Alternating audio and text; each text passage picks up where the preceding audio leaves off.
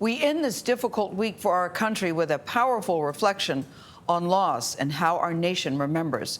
As we head into Memorial Day weekend, CBS Sunday Morning correspondent Lee Cowan shares an essay on what he calls our national wound.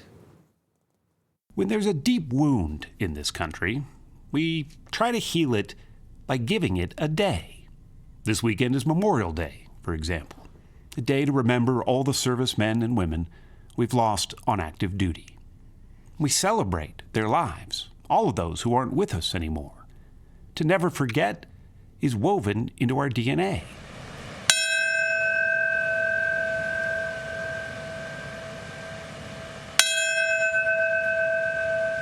We do the same every September when we pause as a bell tolls for every person murdered on 9/11. Even those who died of COVID have been remembered on the National Mall. And yet, for those we've lost to mass shootings, the ones shot in schools, in workplaces, in churches, and in nightclubs, we have no National Day of Remembrance. There's no monument, no grand fountain, no place for us to mourn as a nation. Why? Well, maybe our gun violence is a scar too painful to face. It's too random, too unthinkable. It's certainly too fresh. This is tough. Aaron was a good man, a good person, and we all deserve better. Families hadn't even buried those lost in the Buffalo shooting before the shooting in Uvalde started. Mass shootings have become so common that perhaps they're not considered extraordinary enough to single out anymore. Instead, makeshift memorials will have to do. They always spring up in the days that follow our tragedies. They grow, but then they inevitably dwindle. The candles burn out, leaving only a wisp of smoke.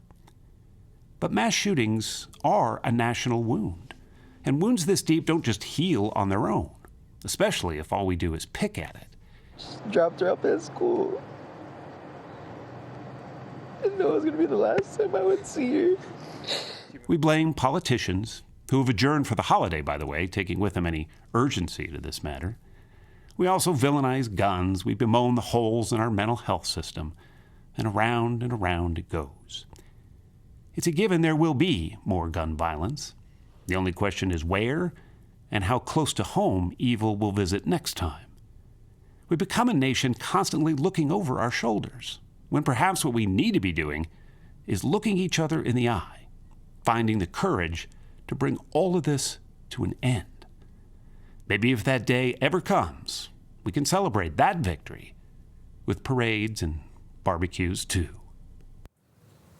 Lee Cowan, so well said. I look forward to that. I think we should remind people that all of these shootings are preventable. That's why this is so hard. As he said, the courage to prevent this. It's unthinkable and still so fresh.